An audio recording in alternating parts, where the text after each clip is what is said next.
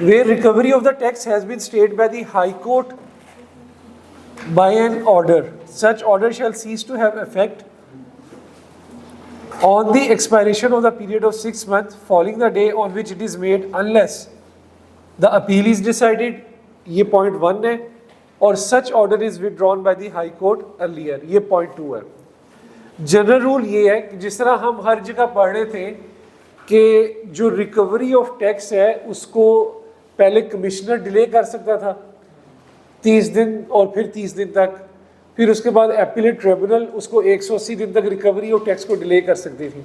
यानी कि अगर टैक्स पेयर कहता है कि मेरे पे बर्डन ऑफ प्रूफ है, बर्डन है कि मैं ज़्यादा पैसे सारे के सारे टैक्स पैसे नहीं दे सकता, तो हमने ये पढ़ा था कि 30 से 30 दिन तक कमिश्नर अपील उसे कर सकता था और फिर 180 दिन तक एपीलेट ट्रिब्यूनल. इसी तरह हाई कोर्ट भी अगर टैक्स पेयर कहे कि यार ये जो मेरे से टैक्स मांग रहे हैं, जो एपीलेट ट्रिब्यूनल ने कहा है टैक्स जमा कराओ, मैं वो टैक्स जमा नहीं करवा सकता, तो हाई कोर्ट भी इसको स्टे कर सकता है 6 मंथ्स तक. 6 मंथ तक वो रिकवरी ऑफ टैक्स स्टे करवा सकता है. जो हमने कल पढ़ा था कि कमिश्नर अपील के बाद आप एपीलेट ट्रिब्यूनल में जा सकते हैं और एपीलेट ट्रिब्यूनल के बाद हाई कोर्ट में जा सकते हैं. कब? When point of law involve हो. ठीक है. तो अगर जो टैक्स पेयर है वो हाई कोर्ट को ये कहे कि यार एपीलेट ट्रिब्यूनल ने जो मुझे टैक्स देने को कहा है मैं नहीं दे सकता, तो हाई कोर्ट जो है इसकी रिकवरी को, इस टैक्स पेयर से टैक्स की रिकवरी को 6 मंथ्स तक डिले करवा सकता है. 6 मंथ ही लिखा हुआ है ना, 6 मंथ तक डिले करवा सकता है. ठीक है, टैक्स पेयर के कहने के ऊपर. हाँ, लेकिन ये जो 6 माह का डिले है ये 2 सूरतों में नहीं किया जाएगा. 6 माह का डिले 2 सूरतों में नहीं किया जाएगा. पहली सूरत क्या है कि कोर्ट का, हाई कोर्ट का फैसला आ गया उस टैक्स पेयर के खिलाफ कि भाई तुम टैक्स जमा कराओ. 6 माह में फैसला ही आ गया हाई कोर्ट का, तो फिर ये इसकी जो एक्सटेंशन है वो ऑब्वियसली खत्म हो जाएगी. और दूसरी बात, such order is withdrawn bye the high court earlier. 6 माह से पहले ही हाई कोर्ट ने खुद से कह दिया कि भाई तुम टैक्स जमा कराओ. जनरल रूल क्या है कि जो एपीलेट ट्रिब्यूनल ने टैक्स पेयर को टैक्स देने का कहा है उसमें डिले करवा सकता है हाई कोर्ट. कितने अरसे तक का? 6 माह का. लेकिन इस जनरल रूल की 2 एक्सेप्शन है. एक एक्सेप्शन ये है कि उस 6 माह के अंदर अंदर इस टैक्स पेयर के खिलाफ हाई कोर्ट का फैसला आ जाए, और दूसरी एक्सेप्शन कि हाई कोर्ट खुद से कह दे कि यार मैंने तुम्हें 6 माह का टाइम दिया था, वो मैं विड्रॉ कर रहा हूं टाइम, इसलिए अब तुम टैक्स जमा करो. लगी बात समझ? ठीक है जी. भाई बोले तो सही, नहीं लगी तो तभी बताए. लगी समझ?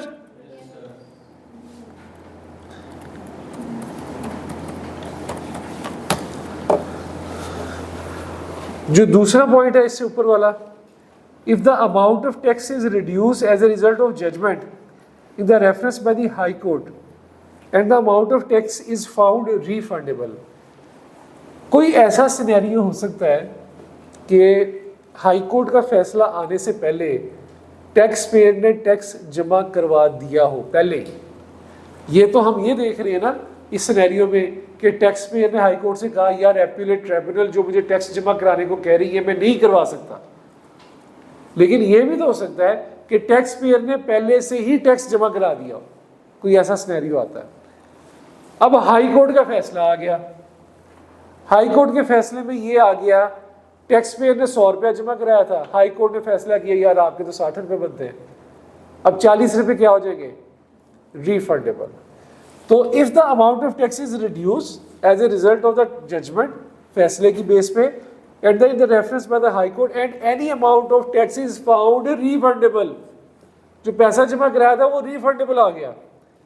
द हाई कोर्ट में on application submitted by the commissioner, इसको छोड़े, द हाई कोर्ट में within 30 days of the receipt of the judgment of the high court, the high court may, सबसे एंड से पढ़ना second last line, make an order authorizing the commissioner to postpone the refund. समझने के लिए बता रहा हूं, कि इसको ऐसे पढ़े, द हाई कोर्ट में, फिर सबसे सेकंड लास्ट लाइन पे चले जाए एंड पे, द हाई कोर्ट में make an order authorising the commissioner to postpone the refund. High court commissioner को कह सकता है कि इस रिफंड को रोक लो। लगी समझ? रिफंड बन गया तो हाई कोर्ट कमिश्नर कह सकता है इस रिफंड को रोक लो until the disposal of the appeal by the supreme Court. जब तक सुप्रीम कोर्ट फैसला ना दे दे तब तक इस रिफंड को रोक लो।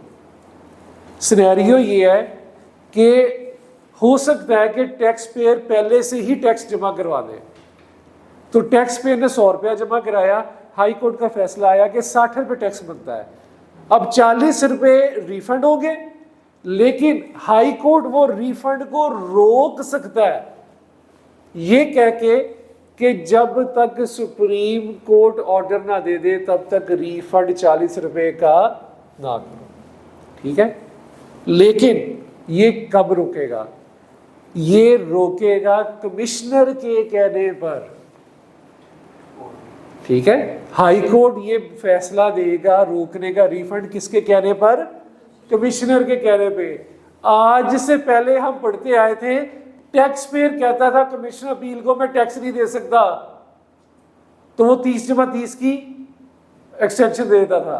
टैक्स पेयर कहता था एपीलेट ट्रिब्यूनल को मैं टैक्स नहीं दे सकता, वो 180 दिन की एक्सटेंशन दे देता था।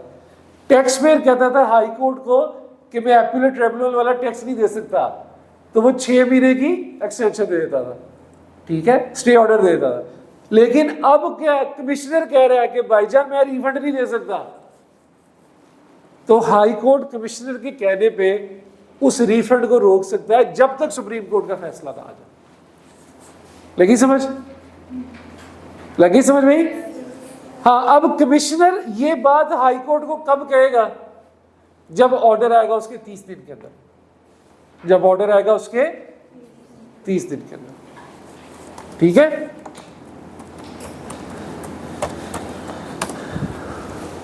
अब इस लाइन को पूरा पढ़े। द हाई कोर्ट में on application submitted by commissioner, commissioner के कहने पे कब एप्लीकेशन देगा? Within 30 days of the receipt of the judgement of the high court. High court की जजमेंट के 30 दिन के अंदर अंदर that he wants to prefer petition for leave to appeal to the supreme court, के भाई मैं सुप्रीम कोर्ट पे जाना चाहता हूं, may make an order authorising the commissioner to postpone the decision refund. तो वो फिर हाई कोर्ट कह सकता है ठीक है सुप्रीम कोर्ट के फैसले तक इस रिफंड को आप वो कर लो, पोस्टपोन कर लो। ठीक है, ये दोनों बातें इसमें इंपॉर्टेंट है।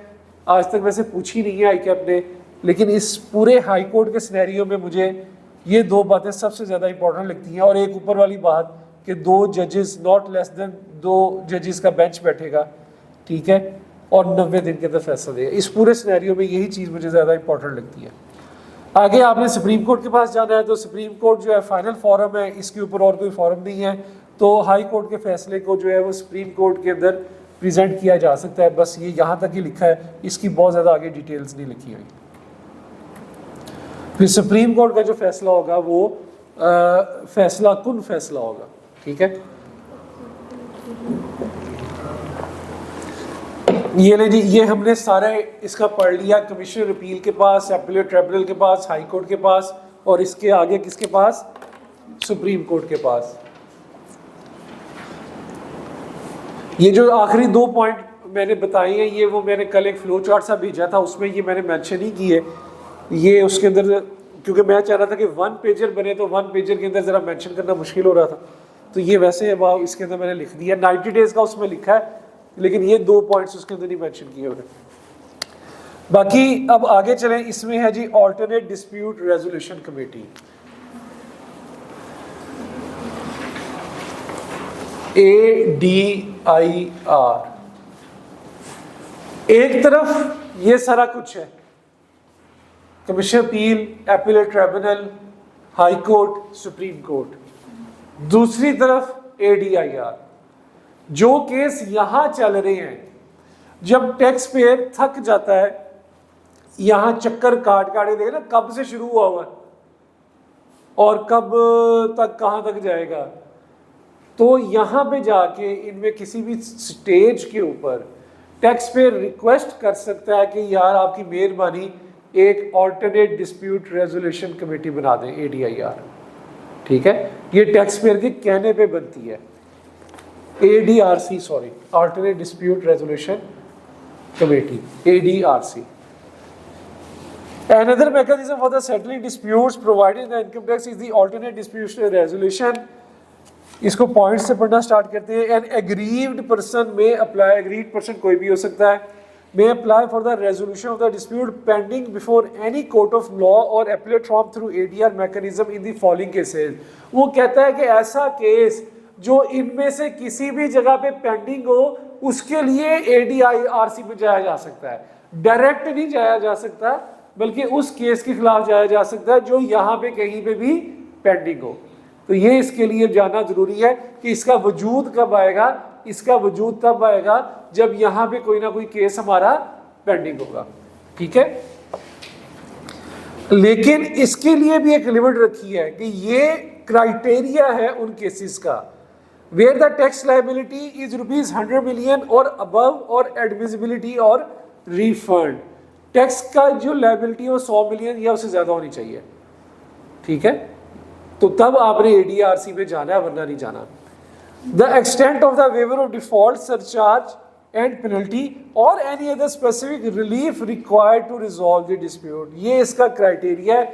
इन केसेस में आप ADRC के पास जा सकते हैं, इनके अलावा आप उसके पास नहीं जा सकते। May apply to the board, board को अप्लाई करेगा। अब ये इसका तरीका देखें।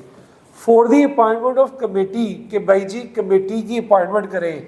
For the resolution of an hardship or dispute mention in detail in the application which is under litigation in any court of law or any appellate authority except where criminal proceedings have been initiated। criminal proceedings के अलावा की बात की जा रही है कि उसके अलावा जो केसेस होंगे वो इसमें आएंगे, क्रिमिनल प्रोसीडिंग्स के केस इसमें नहीं आएंगे। तो ये वजूद में आएगी किसके कहने पे? बोर्ड के कहने पे। यानी कि बोर्ड जो है उसको रिक्वेस्ट की जाएगी, बोर्ड को रिक्वेस्ट करेगा। बोर्ड किसे कहते हैं? FBR को। कौन करेगा request? Aggrieved party. Aggrieved party can be tax payer और कमिश्नर। एग्रीव्ड पार्टी रिक्वेस्ट करेगी बोर्ड को कि भाईजान ADRC बनाई जाए। ठीक है, The application for the dispute as above shall be accompanied by initial proposition for the resolution of the dispute include an offer of tax payment. The board may, after examination of the application of an aggrieved person, appoint a committee. ये important बात है। पहली बात जो इसमें important है वो सबसे पहला point है जो ये लिखा है मैंने, इसका criteria लिखा है। दूसरी बात इसमें जो important है, the board, इसे बाद में करिएगा, बाद में करिएगा। The board may, after examination application of the aggrieved person, appoint a committee। committee बनाएगा within 15 days of receipt of such application। 15 दिन के अंदर अंदर कमेटी बनाएगा। ये जो कमेटी के मेंबर्स लिखे हैं ये ICAP ने 1 से 2 दफा पास पेपर पूछे हुए हैं कि उस कमेटी के मेंबर कौन होंगे। रिटायर्ड जज जिसका जो रैंक है हाई कोर्ट के जज से कम नहीं होगा। Who shall also be the chairperson, वही कमेटी का चेयरपर्सन भी होगा। इसको नॉमिनेटेड करेगा बोर्ड एक पैनल से, और पैनल को कौन बनाएगा? Law and justice division. ठीक है, इसका एक पर्सन होगा, मेंबर होगा रिटायर्ड जज जिसका रैंक हाई कोर्ट के जज से कम नहीं होगा। ये चेयरपर्सन भी होगा। इसको नॉमिनेट कौन करेगा? बोर्ड। कहां से नॉमिनेट करेगा? एक पैनल से। और वो पैनल कौन बनाएगा? Law and justice division person. ठीक है, दूसरा चीफ कमिश्नर इसका मेंबर होगा, जिस उस इलाके का chief commissioner, having jurisdiction over the case, उस इलाके का। And a person to be nominated by the tax payer from the panel notified by the board. हाँ, a person to be nominated by the taxpayer। हाँ, tax payer एक person खुद से भी nominate करेगा, लेकिन वो जो नॉमिनेट करेगा वो उस पैनल से करेगा जो पैनल किसने बनाया होगा? बोर्ड ने। ऊपर देखें जो पैनल बना रहा है कौन? Law and justice division. यहां पे जो नॉमिनेशन हो रही है टैक्स पेयर के केस में वो उस पैनल से हो रही है जो पैनल किसने बनाया है? बोर्ड ने, ठीक है। तो ये फ़र्क रखना है ज़हन में, अगर इसके ऊपर वो कुछ पूछ लेता है आई कैन। अब उसमें वो चार्टर्ड अकाउंटेंट हो सकता है, कॉस्ट एंड मेमो अकाउंटेंट हो सकता है, एडवोकेट्स जिनका 10 साल का एक्सपीरियंस हो टैक्सेशन में, officer of the Inland Revenue Service who stood retired in basic scale 21 और अबव, और reputable businessman as nominated by chamber of commerce and industry. तो ये इम्पॉर्टेंट है, इसको ज़रा आप लोगों ने जहन में रखना है कि वो पूछ सकता है दोबारा से।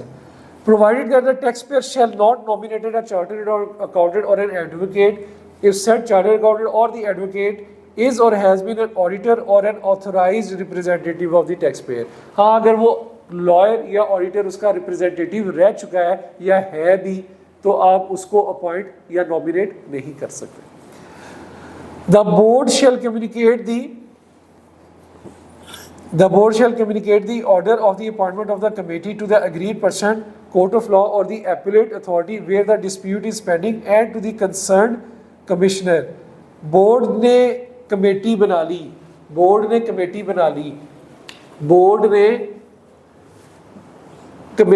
ली, इस कमेटी का किसको बताएगा? जहां पे केस पेंडिंग है वहां पे बताएगा, ठीक है।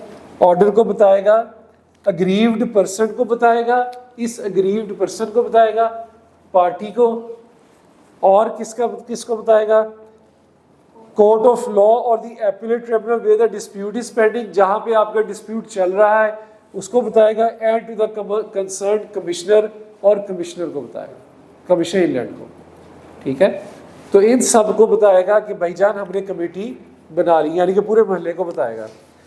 The committee appointed shall examine the issue and if it deems necessary conduct inquiry करेंगे, एग्जामिन करेंगे, ऑफिसर को कहेंगे फलाना रिकॉर्ड लेके आओ, उसका ऑडिट करेंगे, और डिस्प्यूट को जो है मेजॉरिटी जो है वो उसको फैसला देगी। 5 लोग हैं तो 3-2 के साथ फैसला होगा, अगर 7 लोग हैं तो 5-2 मेजॉरिटी के साथ फैसला हो जाएगा। Within 45 days of its appointment, extendable by another 15 दिन for the reason to be recorded in writing.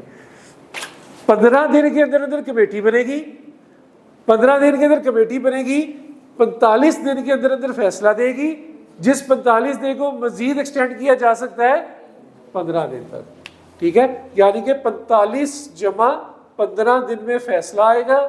Committee बनेगी कितने दिनों में? 15 डेज ऑफ एप्लीकेशन में, सही है। और कमेटी के मेंबर्स कौन होंगे वो ऊपर उसने बड़ा क्लियरली बता दिया। The decision by the committee shall not be cited or taken as a precedent in any other case or in the same cases for a different tax year। Committee के फैसले को मिसाल नहीं समझा जाएगा किसी और केस के लिए। ये नहीं कहेंगे आप कि फलाने की दफ़ा यही केस आया था, आपने ये फैसला किया, मेरी दफ़ा भी वही केस है और वही फैसला दो, ऐसा नहीं, ठीक है। तो कमेटी का जो फैसला होगा उसको किसी और केस के लिए मिसाल नहीं समझा जाएगा, प्रेसिडेंट सेट नहीं किया जाएगा। The recovery of tax payable by the tax payer in connection with any dispute for which a committee has been appointed shall be deemed to have been stayed on the constitution of the committee till the final decision or dissolution of the committee whichever is earlier. Tax की recovery को delay कर सकते हैं जब तक committee है तब तक, या जब तक वो फैसला ना सुना दे, व्हिचएवर इज अर्ली। ये भी इंपॉर्टेंट पॉइंट है, इसको भी नोट कर लें, अंडरलाइन कर लें। टिल द फाइनल डिसीजन और the dissolution of the committee. The decision of the committee shall be binding on the commissioner when the aggrieved person being satisfied with the decision has withdrawn the appeal before the court of any law or an appellate authority in respect of the dispute as mentioned above and has communicated the order of the withdrawal to the commissioner। Committee का जो decision है वो commissioner के ऊपर जो है वो binding होगा कब? जब टैक्स पेयर डिसीजन से सेटिस्फाई हो, पहली बात। दूसरी बात, टैक्स पेयर ने इस कोर्ट ऑफ लॉ में जहां पे अपनी अपील दी हुई थी वो वापस ले ले। 2 बातें। before the or any appellate authority in respect to the dispute as mentioned above and has communicated the order of withdrawal to the commissioner, और कमिश्नर को ऑर्डर ऑफ विड्रॉल भेज दे। ये तीन बातें पूरी होंगी तो जो कमेटी का फैसला है वो कमिश्नर पे बाइंडिंग हो जाएगा। Provided that if the order of withdrawal is not communicated to the commissioner within 60 days of the service of the decision of the committee upon the aggrieved person, the decision of the committee shall not be binding on the commissioner. Very important. अगर 60 दिन के अंदर अंदर ये order ना पहुंचाया गया commissioner को तो कमिश्नर के ऊपर वो डिसीजन बाइंडिंग नहीं होगा। यानी कि 4 कंडीशंस आ गई। अगर कमिश्नर के ऊपर डिसीजन बाइंडिंग करवाना है तो इसकी कितनी कंडीशन आ गई? 4। पहली कंडीशन क्या थी कि जो टैक्स पेयर है, जो एग्री पार्टी है, वो डिसीजन से सेटिस्फाई हो, पहली बात। दूसरी बात कि उसने जहां पे भी उसका केस पेंडिंग था उधर से उसको विड्रॉ कर लिया हो। तीसरी बात कमिश्नर को ऑर्डर भेज दिया हो और वो कमिश्नर को, चौथी बात ये कि कमिश्नर को जो ऑर्डर जाए वो 60 दिन के अंदर अंदर जाए, नहीं तो कमिश्नर वो ऑर्डर को नहीं मानेगा। The commissioner shall also withdraw the appeal if any pending before any court of law or appellate tribunal within 30 days of the communication of the order of the withdrawal by the aggrieved person to the commissioner. जब commissioner को order चला गया तो वो भी अपनी appeal जो है 30 दिन के अंदर अंदर विड्रॉ कर लेगा। The commissioner, the aggrieved person shall make the payment of the income tax and other taxes and within such time as decided by the committee, and all the decisions and orders made or passed shall stand modified to that extent. Committee ने जो tax का है वो उसे जमा कराना पड़ेगा, जमा करा देगा। The aggrieved person shall make the payment. If the committee fails to decide within the period of 60 days, the board shall dissolve the committee by an order in writing, and the matter shall be decided by the court of law or the appellate authority where the dispute is pending under the litigation. Committee ने फैसला कितने दिनों में सुनाना था? 45 जमा 15। नहीं सुना सके कमेटी डिसॉल्व कर दी जाएगी, खत्म कर दी जाएगी। जब कमेटी खत्म कर दी जाएगी तो फैसला किधर जाएगा? जिस एपीलेट अथॉरिटी में चल रहा था उधर वापस चला जाएगा। ठीक है, जहां चल रहा था ऑलरेडी वहां वापस चला जाएगा। The board shall communicate the order of the dissolution to the aggrieved person, court of law or the appellate authority, and to the commissioner. On the receipt of the order of the dissolution, the court of law or the appellate authority shall decide the appeal within 6 months of the communication of the said order. उसके 6 माह के अंदर अंदर फिर फैसला सुनाएंगे। The board may prescribe the amount to be paid as remuneration of the services for the members of the committee other than chief commissioner. Chief commissioner के अलावा जो कमेटी के मेंबर्स थे उनकी जो रेम्यूनरेशन है वो बोर्ड डिसाइड करेगा।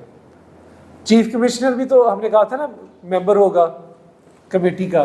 चीफ कमिश्नर कौन सा? जो कि उस इलाके का था, जुरिस्डिक्शन का। उसकी रेम्यूनरेशन के अलावा बाकी सारी सबकी जो रेम्यूनरेशन है वो बोर्ड डिसाइड करेगा। द बोर्ड में by notification the official gazette make rules for carrying out the purposes of this section. Board जो है वो इसके रूल्स बना सकता है मुख्तलिफ किस्म के इस सेक्शन को कैरी आउट करने के। ये आप लोगों का एपीलेट अथॉरिटी और ये सारा कुछ इसका वो था। बेसिकली सबसे ज़्यादा जो टेस्टिंग मटेरियल है वो ये इसके अंदर ही है, एडीआरसी के अंदर। इसकी कमेटी के बारे में पूछ सकता है, इसके ऑर्डर के बारे में पूछ सकता है, ठीक है, ये कब बनेगा उसके बारे में पूछ सकता है, फैसला कब तक दे सकता है।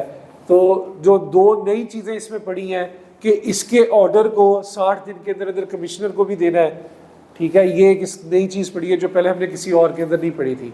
और फिर उस ऑर्डर के मिलने के 30 दिन के अंदर अंदर कमिश्नर भी अपनी अपील को वापस लेगा। तो ये इसके अंदर 2-3 नए पॉइंट्स हैं। बाकी इसका ये assessment of giving effect to an order है, इसको देख लेंगे, कल देख लेंगे। तो बर्डन ऑफ प्रूफ को भी ये 1-2 पॉइंट्स इसके रह गए। बाकी जी ये हमारे थियोरेटिकली पोर्शन जो था इनकम टैक्स का हमारा ख़त्म है। ठीक है, अब कुछ थोड़े थोड़े से पॉइंट है हमारे सेल्स टैक्स से रिलेटेड, उसको देखते हैं। और इंशाल्लाह जो अब हमारा बाकी दिन रह गए हैं उसमें हमने प्रैक्टिस करनी है अच्छे क्वेश्चंस की। कल आपकी क्लास है अकाउंट्स की, AFR की नहीं है? छुट्टी करा दी उन्होंने?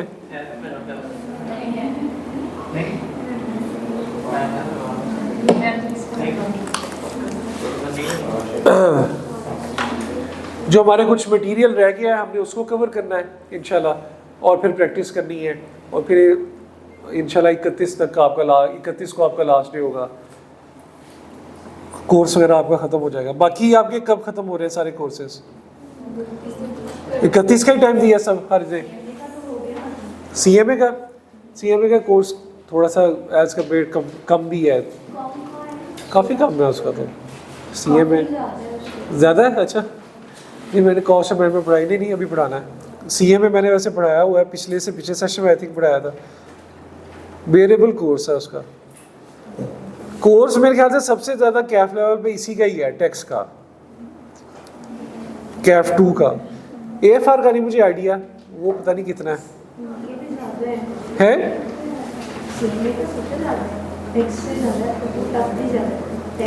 वहाँ पे कॉन्सेप्ट्स, ठीक है, वो कॉन्सेप्ट्स आप गैदर कर लेते हैं ना तो पूरा चैप्टर आपका पकड़ा जाता है। यहाँ पे आपको पूरा चैप्टर पढ़ना पड़ता है।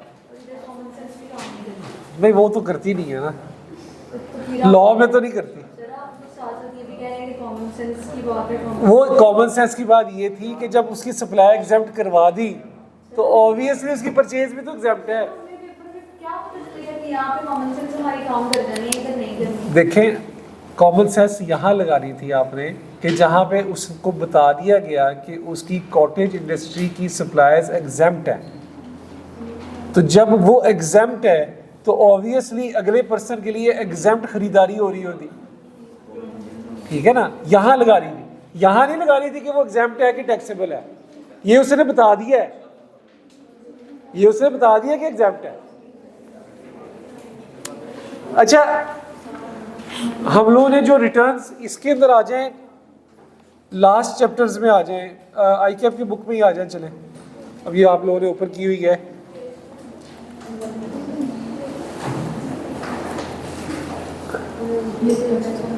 सेल्स टैक्स का जो लास्ट चैप्टर है ना उस पे जरा आइएगा, रिटर्न्स वाला जो चैप्टर है, रिटर्न्स या रिकॉर्ड्स, बल्कि मुझे याद आया रिकॉर्ड्स तो उसके भी बता रहे हैं अभी, क्योंकि रिकॉर्ड्स के ऊपर भी जब उसका दिल करता है कुछ ना कुछ पूछ लेता है।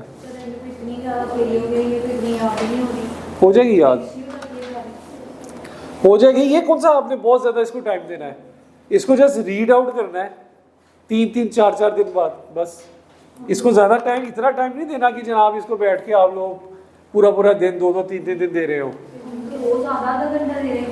बस ठीक है, हो जाएगा यार।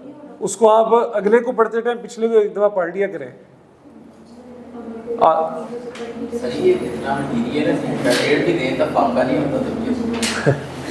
हो जाएगा। अच्छा, मैं जो अब आपको एक चीज़ बताना चाह रहा हूँ, इनकम टैक्स, यार ये मार्कर ही बहुत बारीक है। इनकम टैक्स के अंदर जो हम रिटर्न जमा कराते हैं उसे कहते हैं नॉर्मल असेसमेंट ऑर्डर। उसका फिर ऑडिट होता है इन केस, ऑडिट के बाद शो कॉज नोटिस होता है और अमेंडेड असेसमेंट ऑर्डर इशू होता है।